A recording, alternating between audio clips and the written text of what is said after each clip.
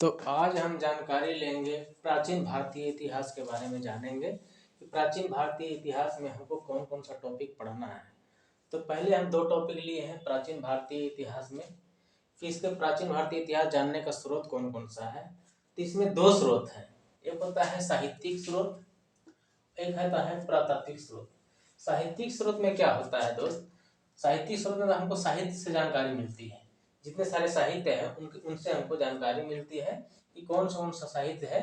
तो इसमें दो साहित्य है, धार्मिक साहित्य है और गैर धार्मिक साहित्य है। तो धार्मिक साहित्य में क्या होता है, तो धर्म के बारे में जानकारी मिलता है, और गैर धार्मिक में मतलब होता है कि गैर धर्म के बारे में जानकारी मिलता है। तो आज हम इसकी जानकारी लेंगे, धार्मिक साहित्य के बारे में जानेंगे कि धार्मिक साहित्य में कौन कौन सा आता है। तो गैर धार्मिक साहित्य में भी दो पार्ट हैं इसके होते हैं ब्राह्मण साहित्य, एक है गैर ब्राह्मण साहित्य। इसके दो पार्ट हैं, प्राचीन भारत इतिहास जानने के दो पार्ट है, साहित्यिक स्रोत और पुरातात्विक स्रोत। तो हम साहित्यिक स्रोत के बारे में जानेंगे। साहित्यिक स्रोत में इसका दो पार्ट है, धार्मिक स्रोत और गैर धार्मिक स्रोत।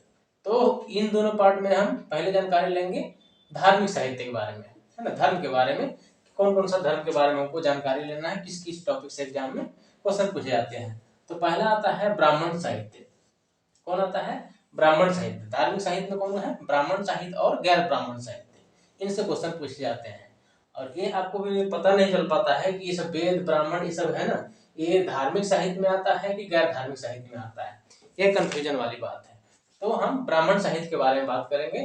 तो ब्राह्मण साहित्य में कौन कौन सा आता है, तो वेद आता है, ब्राह्मण ग्रंथ आता है, अन्य ग्रंथ आता है, उपनिषद आता है, पुराण आता है, वेदांत और महाकाव्य, इन सभी आता है किसमें, धार्मिक साहित्य में। और गैर धार्मिक साहित्य में वो भी किसमें, ब्राह्मण साहित्य में। और गैर ब्राह्मण साहित्य में क्या क्या आता है, तो गैर ब्राह्मण साहित्य में दो पार्ट है इसके, बौद्ध साहित्य और जैन साहित्य। ये क्या है, गैर ब्राह्मण साहित्य है। तो हम बात करते हैं सबसे पहले ब्राह्मण साहित्य की, है ना। तो ब्राह्मण साहित्य में कौन आता है, सबसे पहले वेद पढ़ेंगे, फिर ब्राह्मण ग्रंथ जानेंगे कि वेदों के ब्राह्मण ग्रंथ कौन कौन होते हैं, अरण्य ग्रंथ बात करेंगे, उपनिषद बात करेंगे, और पुराण और वेदांग और महाकाव्य। ठीक है, सबसे पहले बात करते हैं वेद के बारे में। तो वेद कितने होते हैं, वेद चार को होते हैं, ऋग्वेद, सामवेद, यजुर्वेद और अथर्ववेद। चार को वेद आपको याद रखना है, और चारों से क्वेश्चन पूछा जाता है। तो बात करते हैं वेद को। तो वेद को अगर बात करते हैं तो वेद में ऋग्वेद, यजुर्वेद, सामवेद, ये तो निश्चित है, याद रखना ही है कि चार को वेद पूछा जाता है क्वेश्चन से। सबसे पहले क्वेश्चन यहाँ से बनता है कि वेद का अर्थ क्या होता है। तो वेद का अर्थ क्या होता है, पवित्र ज्ञान। क्या होता है, वेद का अर्थ होता है पवित्र ज्ञान। और वेदों के इसके रचनाकार कौन है, तो वेदों को किसी ने रचना नहीं किया, बल्कि वेदों को अपौरुषेय कहा जाता है। क्या कहा जाता है, अपौरुषेय कहा जाता है। यानी वेदों के संकलनकर्ता कौन है, वेदों के संकलनकर्ता में है, संकलनकर्ता के नाम है महर्षि कृष्णद्वैपायन। वेदों की रचना कौन किए हैं, अपौरुषेय। इसने इसकी रचना कोई पुरुष ने नहीं किया है, बल्कि ये देवी देवताओं के द्वारा इसका रचना किया है। लेकिन इसका संकलन कौन किया है, क्वेश्चन पूछा जाता है कि वेदों के संकलनकर्ता कौन है, तो आपको नाम याद रखना है, कृष्णद्वैपायन, महर्षि कृष्णद्वैपायन। यहाँ से क्वेश्चन पूछा जाता है। तो इसमें चार वेद हैं, चार वेद में ऋग्वेद, सामवेद, यजुर्वेद और अथर्ववेद। तो बात करते हैं सबसे पहले ऋग्वेद के बारे में। तो ऋग्वेद से बहुत सारे क्वेश्चन यहाँ से पूछा जाता है। तो सबसे पहले बात करते हैं ऋग्वेद में श्लोकों की संख्या कितना है, तो सूक्त की संख्या कितना है, ऐसे ही पूछा जाता है। तो सूक्त की संख्या होता है 1028।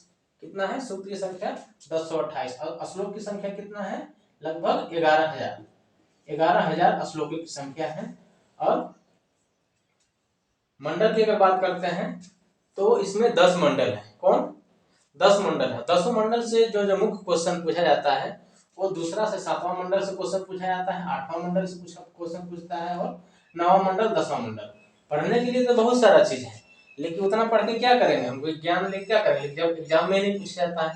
लेकिन ये अगर आप सेट मारते होंगे तो इसमें क्वेश्चन पूछा गया है कि दूसरा से 7वां मंडल के बारे में कैसे क्वेश्चन पूछता है। तो पूछा जाता है कि वेद में, ऋग्वेद में सबसे नवीनतम मंडल और प्राचीनतम मंडल कौन है। तो दूसरा से जो 7वां मंडल होता है ना, ये प्राचीनतम मंडल में आता है। आपसे क्वेश्चन पूछ देगा कि ऋग्वेद के सबसे प्राचीनतम मंडल कौन है, या उसमें ऑप्शन दे देगा दूसरा से तीसरा या दूसरा से चौथा, तो आपको इसमें एक ऑप्शन रहेगा दूसरा से सातवां। और सबसे नवीनतम अगर बात करते हैं हम सबसे प्राचीनतम, तो सातवां मंडल सबसे प्राचीनतम मंडल हो जाएगा और 10वां मंडल जो है वो सबसे नवीनतम मंडल हो जाएगा। ये भी क्वेश्चन पूछा जाता है कि इनके बारे में किन देवताओं ने इसमें किसकी क्या बोलते हैं किसकी चर्चा किया है, 8वां मंडल में किसकी चर्चा किया गया है, 9वां मंडल में किसकी चर्चा किया गया है ना। तीसरा मंडल से भी क्वेश्चन आता है कि तीसरा मंडल में ऋग्वेद के तीसरे मंडल में क्या है, तो ऋग्वेद के तीसरे मंडल में गायत्री मंत्र की चर्चा किया गया है। किसकी, गायत्री मंत्र की चर्चा किया गया है। 8वां मंडल एकमात्र मंडल ऐसा है जहां पे क्या होता है, इसमें हस्तलिखित प्रमाण मिलता है, हाथ से लिखा हुआ साक्ष्य का प्रमाण मिलता है, इसमें 8वां मंडल में। और 8वां मंडल से और क्या इंपोर्टेंट है कि 8वां मंडल में वरुण देवता की चर्चा किया गया है। किसकी चर्चा किया गया है, वरुण देवता की। 9वां मंडल में किसकी चर्चा किया गया है, सोम देवता की। ये सब बहुत ही इंपोर्टेंट क्वेश्चन है ना। वरुण देवता की चर्चा 8वें मंडल में, सोम देवता की चर्चा 9वें मंडल में, और 10वां मंडल में क्या है, तो 10वां मंडल से भी क्वेश्चन पूछा जाता है कि 10वां मंडल में क्या होता है। तो 10वां मंडल सबसे नवीनतम मंडल है। कौन है, 10वां मंडल सबसे नवीनतम मंडल है और इसमें क्या किया, पुरुष सूक्त की चर्चा किया गया है। इसमें पुरुष सूक्त की चर्चा किया गया है और पुरुष सूक्त में सबसे पहली बार शूद्र शब्द की चर्चा किया। शूद्र का मतलब होता है निम्न कोटि, यानी निम्न कोटि का कुल का चर्चा किया गया है किसमें, 10वां मंडल में। ठीक है, तो एक कवर हो गया। दूसरा 7वां मंडल सबसे प्राचीन, 8वां मंडल में वरुण देवता की चर्चा किया गया है और 9वां मंडल में सोम देवता की चर्चा किया गया है और 10वां मंडल में क्या है, पुरुष सूक्त की चर्चा किया है, जिसमें शूद्र शब्द का पहली बार चर्चा किया गया है। 9वां मंडल से एक और क्वेश्चन आता है, किसी में कहा गया कि मैं कवि हूं, मेरे पिता वैद्य हैं और मेरी माता आटा का चक्की चलाती है। किसमें कहा गया है, 9वां मंडल में ही कहा गया है कि मेरी माँ वैद्य है, और तो इसकी चर्चा किया गया है किसमें, 9वां मंडल में। अगर बात करते हैं ऋग्वेद से और कौन सा क्वेश्चन बनता है, तो इसमें देवी देवताओं की स्तुति की चर्चा किया गया है। किसमें, देवी देवताओं की स्तुति की चर्चा किया गया है। और इससे क्या क्वेश्चन बनता है, इससे क्वेश्चन बनता है कि ऋग्वेद की तुलना किस ग्रंथ से किया गया है।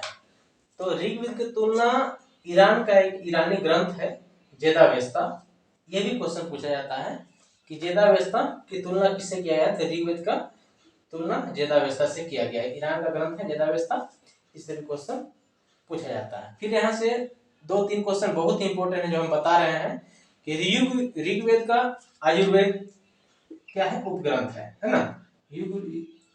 आयुर्वेद, ऋग्वेद का उपवेद कौन है, सबका उपवेद है, तो हम सबके बारे में बता देंगे। तो इसका चर्चा कर रहे हैं ऋग्वेद का, तो ऋग्वेद का उपवेद कौन है, आयुर्वेद। ये बहुत बार क्वेश्चन पूछा गया है कि ऋग्वेद का उपवेद कौन है, आयुर्वेद, और इसके रचनाकार कौन है ना। और तो इसके रचनाकार है धन्वंतरी। कौन है, धन्वंतरी, याद रखिएगा धन्वंतरी इसका रचनाकार। और इसके ज्ञाता को क्या कहा जाता है, तो इसको ज्ञाता को होतरा कहा जाता है। क्या कहा जाता है, होतरा। ये सभी इंपॉर्टेंट क्वेश्चन ऋग्वेद से बनता है, आप इसको ध्यान, इतना अगर कवर है तो आपको वेद आपको क्लियर हो जाएगा। वेद से ही ऋग्वेद में इससे ज्यादा क्वेश्चन नहीं बनता है। मंडल पूछा जाता है, कितना मंडल है, 11वां मंडल है, 9वां मंडल, 10वां मंडल, है ना। और देवी देवता, ऋग्वेद में देवी देवताओं की स्तुति की चर्चा किया गया है, वेदावेस्ता बता दिए, है ना। तीसरा मंडल याद रखना है, इसमें गायत्री मंत्र की चर्चा किया गया है। होतरा, ऋग्वेद ज्ञाता को होतरा कहा जाता है, रचनाकार धन्वंतरी है, और उपवेद कौन है, आयुर्वेद। 13 मुख्य पार्ट जो आपको बता दिए कि ऋग्वेद से कौन कौन सा क्वेश्चन बनता है। तो हम ज्यादा नहीं पढ़ाएंगे, जो मुख्य एग्जाम में क्वेश्चन हमको मतलब है कि एग्जाम में जो टॉपिक पूछा जाता है उसके बारे में जानकारी लेना। नहीं तो ऋग्वेद का अगर पढ़ने लगे तो 2-4-5 दिन खाली ऋग्वेद पर टॉपिक चलेगा, लेकिन उतने पढ़ने की जरूरत नहीं है, जिससे एग्जाम में कोई क्वेश्चन नहीं पूछा जाता। हमको पढ़ना वही है जो एग्जाम में क्वेश्चन पूछा जाता है। तो उम्मीद है कि इतना अगर आपको जानकारी है तो ऋग्वेद से कोई भी क्वेश्चन नहीं छूटेगा। तो चलिए फिर मिलते हैं नेक्स्ट वीडियो में, फिर मिलेंगे, सामवेद पढ़ेंगे, यजुर्वेद पढ़ेंगे, अथर्ववेद। तो आज के लिए इतना ही।